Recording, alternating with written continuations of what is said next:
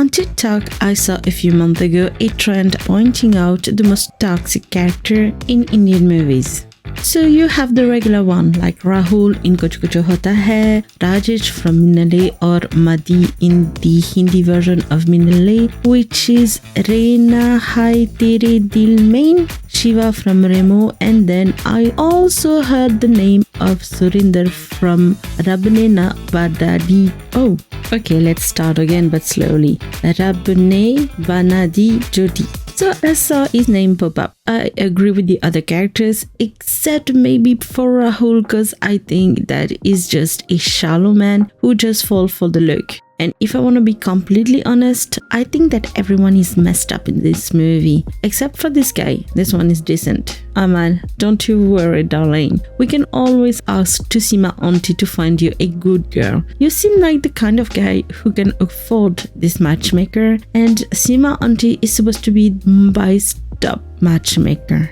Wait, what was I talking about? Oh yes, Surinder. Is his character toxic? Well, here's my 2 minutes worth. It's a soft no. It's a no with a lots of shades. I agree that the idea is messed up, creating a whole fake character just to approach his wife and profess his love. Granted, that is not the brightest idea, but the situation is quite complicated. I truly believe that Suri didn't stand a chance, at least in the beginning. And if you ask me, he just should have played the long game and just be there. But Surinder is a man who probably never had a girlfriend in his life. And more than that, he seems socially awkward. Tani tells him that she was always compared to Suri as he was described as the perfect child. But that probably means that this man never got to get out of his comfort zone, and he probably never tried to express himself. And I really believe that this is his biggest flaw. And then Tani is really trying her best to reach out to him. She promised him to be a good wife, and she's honest and tells him that she can never love anyone again. And I get why she thinks like that. The girl had a lot to process. Within a span of a few days, she lost her lover slash fiancé slash soon-to-be husband the day before her wedding. Her father got a heart attack and asked her to marry some random stranger. Okay, maybe not a random stranger, as the father didn't want to leave her alone, and is asking Tani to marry his best choice. But for Tani, is a total stranger. And then she lost her dad, and she had to marry this guy.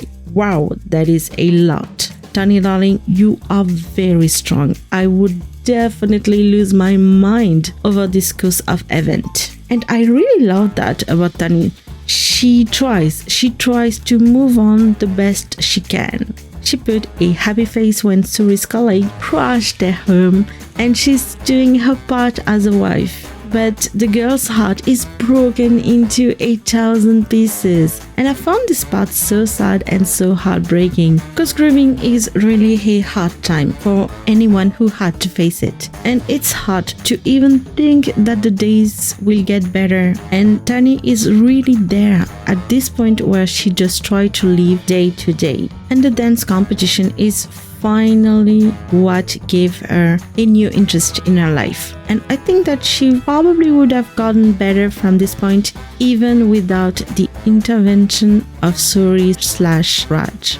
So Surinder, being the dumbass he is, decided to throw a Hail Mary at the beginning while there was still a lot of time to play this freaking game. He was so desperate and so frustrated because he couldn't profess his love that he just decided to act as Raj and approach his wife.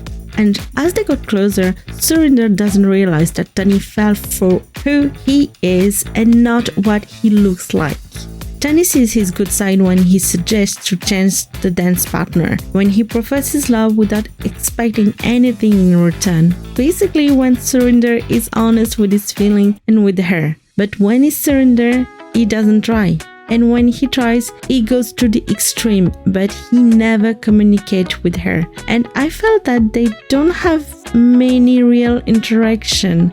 Okay, if I had to compare, I would say that Raj is Surinder's Sasha Fierce. Just like Beyonce, who's extremely shy, she becomes Sasha whenever she has to perform. Suri is just like that. He becomes Raj and is able to speak more freely and isn't shy at all. And he gets to tell what's in his mind. And I feel like he's more free. And poor Tani is put in a turmoil when she realizes that she has feeling for Raj. The girl feels that she's in debt to Suri, and the weight of this guilt is making this relationship very unbalanced. But she's not the only one who makes this relationship unbalanced. But as much as I don't agree with this Raj fake persona, I think it has its perks. Suri learned to be more eloquent, more honest, and Tani rediscovered the feeling of love. And I truly believe that if he never acted as Raj, they probably would have ended up together, as Tani is a strong character who would have started to live again at some point, and she would have realized Suri's love at some point, and maybe years after, and not weeks after or months after like it's in the movie. And the thing that kinda makes me believe that Suri wasn't that toxic is because at the end of the movie, he comes clean and confesses that he is Raj. He chooses to tell her the truth, and that's why this makes this whole situation redeemable for me, to be honest.